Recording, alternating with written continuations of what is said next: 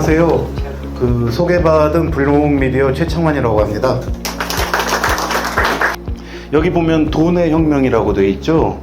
그리고 요 밑에 보면 디지털 자산이라고 되어 있고, 어떤 사람들은 이걸 돈이다, 그리고 어떤 사람들은 이건 자산이다, 어떤 사람들은 가상자산이다, 디지털 자산. 이 용어의 규정에 따라서 평가가 다 나오는 겁니다. 가상자산은 이건 진짜가 아니라 가짜야, 이런 이미지가 좀 숨어 있는 거고, 디지털 자산이라는 건 이건 자산인데 디지털 시대에 걸맞는 자산이야, 이런 의미가 숨어 있는 거고, 돈이다 그런 거는 이게 진짜 돈이다, 이런 의미가 숨어 있는 겁니다. 그럼 저는 왜 이걸 돈의 혁명이라고 보는지 그 부분을 갖다 한번 설명드리도록 하겠습니다. 이게 혁명이죠. 이게 프랑스 혁명, 민중을 이끄는 자유의 여신, 여기 삼색기가 있고, 요거는 진화입니다. 지금 우리가 생각할 때 비트코인이 과연 돈이냐, 이게 무슨 돈이야, 이렇게 생각하는 거는 아직 돈의 혁명에 있어서 기득권적 사고를 우리가 벗어나지 못하고 있기 때문에 그런 겁니다. 비트코인이 왜 혁명이 되냐면요, 바로 요겁니다. 지금 돈이라는 건 뭐냐면은, 우리가 은행에 가갖고 예금을 갖다 하면 은행이 너 돈 100만 원 가지고 있어, 이 송금을 하면은 너 50만 원 누구한테 송금했지, 그러면 네 계좌에 100만 원, 50만 원 있고 저 사람 계좌에 50만 원 있어 하는 걸 이 은행, 개별 은행과 중앙은행이 다 통제를 하는 겁니다. 근데 비트코인은 뭐냐면은, 비트코인이 도입한 블록체인은 바로 이겁니다. 중앙이 없습니다. 그러니까 센트럴이 없이 우리끼리 직접 거래해. 이걸 P2P라고 그러거든요. 피어 투 피어. 개인 간의 거래를 하는 것을 갖다가, 개인 간의 돈을 갖다가 주고받는 거래를 은행이 없이, 네가 얘한테 100원을 보냈어, 네가 얘한테 100만 원을 보냈어, 이거를 갖다가 은행이 확인해 주는 게 아니라 모든 사람이 디지털 온라인을 갖다 통해서 확인을 할 수 있는 그런 시스템을 갖다 새로 만든 겁니다. 블록체인이라는 게. 은행이 하는 역할을 갖다가 개인이 전송했을 때도 확인할 수 있게 해준 기술이 블록체인이란 기술이거든요. 최근에 나오는 스테이블 코인이 바로 이겁니다. 비트코인이 초기에 나왔을 때 사람들이 어떤 생각을 했냐면은, 그럼 비트코인으로 미국에 있는 애가 1000만 원이 필요하다니까 이걸 송금을 해주면은 은행 수수료 없이 집값 가니까 얼마나 편해 하고 보냈어요. 근데 초기에 이게 가격 변동성이 너무 큰 거예요. 그러니까 1000만 원을 보냈는데 내일 500만 원이 되는 거예요. 그러니까 미국에 있는 딸내미가 아빠 500만 원 더 보내야 돼. 그러니까 번거롭잖아요. 그러니까 요렇게 P2P 시스템을 그대로 활용했는데 가치가 변하지 않는 게 뭐가 있을까 해갖고 스테이블 코인을 만든 겁니다. 스테이블 코인을 갖다 만들어가지고, 그래, 그러면 비트코인의 작동 원리인 블록체인을 이용해가지고 달러하고 1대1로 연동된 달러를 보내면 되겠네 해가지고 보내면은, 아까 말했듯이 비트코인하고 똑같이 은행에 안 끼기 때문에 수수료가 발생하지 않고, 요 그림 탈중앙, 그리고 개인과 개인, 그리고 수수료가 없다. 이게 굉장히 중요한 개념입니다. 근데 이제 그래서 다시 한번 돌아가 보겠습니다. 이제 학자님들이나 이런 관료분들이 굉장히 많이 하는 게, 야, 비트코인이 무슨 돈이야. 돈이란 건 세 가지 기능을 해야 돼. 가치 저장 수단, 교환의 매개, 그리고 가치의 척도. 미국 정부는 돈의 혁명이라고 했는데, 미국이 이걸 100% 받아들인 건 아닌데, 아무튼 선거에서 승리한 트럼프는 비트코인과 스테이블 코인 두 가지를 갖다가 달러 기축통화를 강화하는데 지금 사용하는 정책을 쓰고 있습니다. 그러니까 트럼프는 굉장히 영리한 거예요. 그러니까 비트코인을 처음에는, 야, 달러가 돈이고 비트코인은 저건 쓰레기야, 나는 달러를 지키기 위해서 비트코인을 배격하겠어라고 트럼프가 얘기를 했었거든요. 근데 어느 순간 트럼프의 말이 바뀝니다. 이게 다 트럼프가 한 얘기입니다. 미국을 세계 최고의 비트코인 강국이자 가상자산의 중심지로 만들겠다.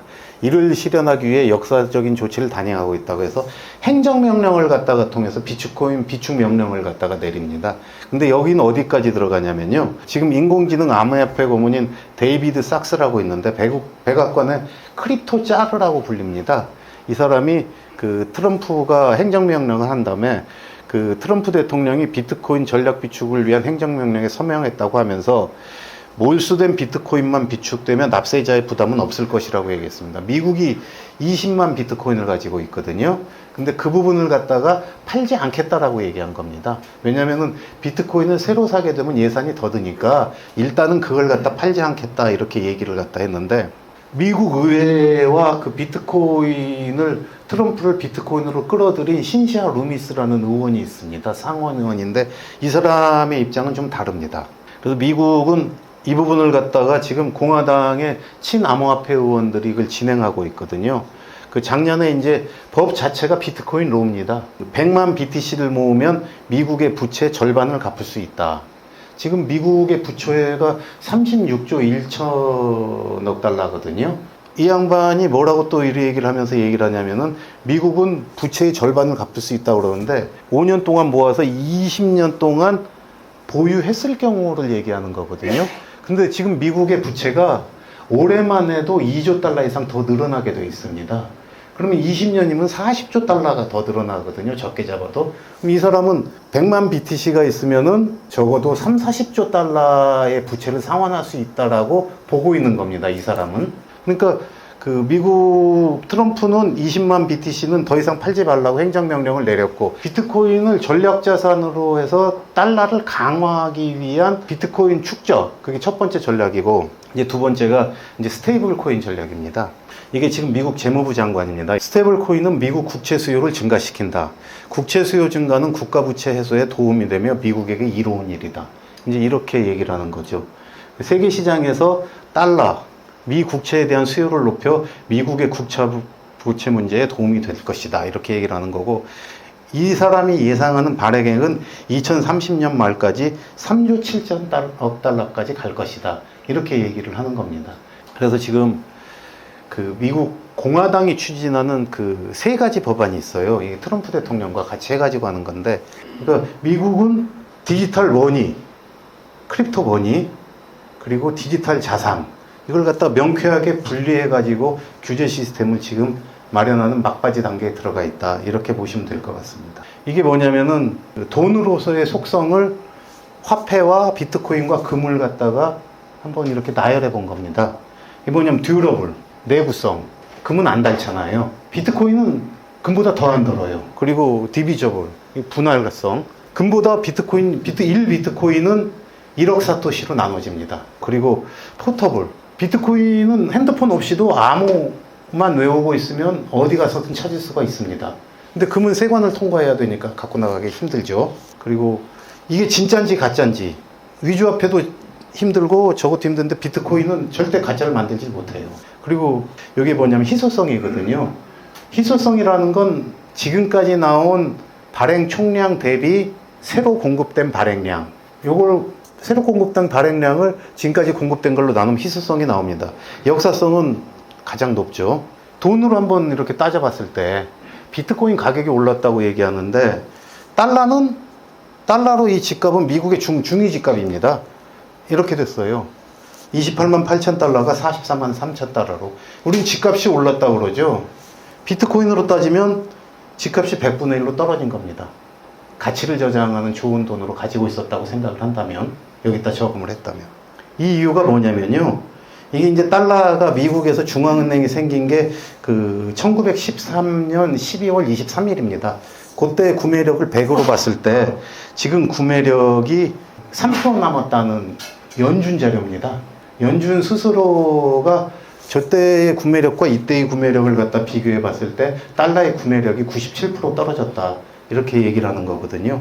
이유는 저기 보면은 올라갔을 때가 그 루즈벨트 대통령이 1차 대전 이후에 민간의 금수를 갖다 금지하고 그걸 갖다 다 이렇게 회수해 가지고 달러 그때 금태환 제도였거든요. 그래 가지고 가격이 올랐었고 그리고 브레튼 우즈 협상을 하면서 다른 나라의 금본위제는 없애고 미국만 금과 연결시키고 그리고 1971년에 닉슨이 그 금태환을 갖다 정지시키면서 베트남 전쟁으로 물가가 오르고 돈이 벌어졌을 때 이렇게 돼가지고 지금 이렇게 달러의 가치는 하락되고 있다. 이걸 보여드리는 거고요. 제가 아까 희소성을 말씀드렸는데 비트코인이 10분의 3.1개 정도가 나옵니다. 근데 이게 프로로 따지면 이제 2024년부터 2028년까지 요 개수가 나오는 건데요. 1% 이하로 떨어졌어요. 해마다 나오는 신규 공급량이. 그러면은 이게 뭘 의미하냐면 금은 아무리 채굴이 안 돼도 1년에 기존 공급량의 1% 정도 나옵니다. 생산 기술이 계속 발달을 해가지고. 지금 비트코인이 5천 년 동안 어떤 가치 저장 수단으로 자리를 지켜온 금보다 신규 공급량이 더 적은 희소성을 띤 그러한 자산이 된 겁니다. 그래서 이게 비트코인 공급량입니다. 그래갖고 총량이 이렇게 나오는 거, 그걸 갖다 보여주는 거고요. 그래서 이게 총량이 2100만 개에서 끝납니다. 이게 20 조금 위에 멈춰 있죠. 비트코인은 2100만 개가 되면은 더 이상 나오지가 않게 되고, 이게 해마다 이 그래프를 기존 화폐 그래프하고 보면 이게 22년 기준입니다. 미국 연방부채는 이렇게 하염없이 치솟습니다.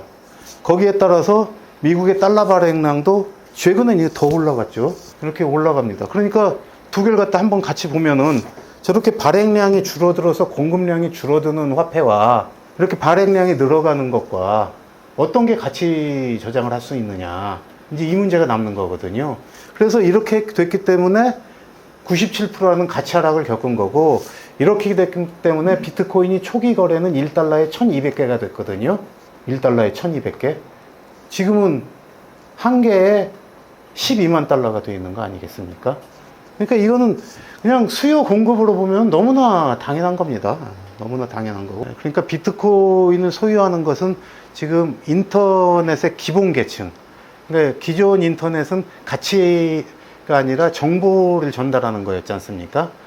근데 이제 비트코인을 기반으로 한 인터넷은 가치를 전달하는 인터넷이 되는 겁니다. 유명한 사람이 한 얘기인데, 작게 보면은 시장의 변동성을 봐야겠지만, 그냥 길게 보면은 무게를 갖다 따지는 게, 실제 가치를 따지는 게 중요하다. 이렇게. 재밌는 그림인데요. 이게 비너스의 탄생인데, 이게 그리스 로마 신화의 신들의 계보, 신들의 탄생을 갖다 보게 되면 최초의 신이었던 우라노스를 이렇게 거세해가지고 아들이 반란을 일으켜가지고 그걸 갖다 바다에 버립니다. 그럼 저 밑에가 이게 비너스인데 아프로디테거든요. 아프로디테가 뭐냐면은 아프로가 거품입니다. 예, 거품 위에서 비너스가 탄생했다 이렇게 하는데, 지금 뭐 가상자산은 무지무지 거품이 많습니다. 그리고 아버지를 갖다 제거하고 탄생했지 않습니까? 이게 뭐냐면 혁명입니다. 당시로 따지면. 그래갖고 그 혁명의 비너스, 그러니까 이제 성공을 하기 위해서는 저기 이제 신인데, 서풍의 신인데 바다에 안착시켜가지고 어떤 규제나 이런 것들이, 좋은 규제가 필요하다, 이제 이런 얘기인데요. 잘못되는 걸 그때 규제해야지 되지, 이걸 갖다가 잘 모르는 기존 시스템의 사고방식을 가진 사람들이 이건 이렇게 해야 된다라고 해서 규제를 했을 때 우리가 미래가 없다. 후손들한테 죄를 짓는 것이다. 저는 그렇게 생각하고요. 개인으로서는 아직 늦지 않았으니까 뭐 사면은 개인은 대비할 수가 있지만, 국가 차원의 대비를 하기 위해서는 굉장히 정치권의 각성, 노력이 필요하다. 저는 그렇게 생각하고 있습니다. 자, 오랜 시간 들어주셔서 감사합니다.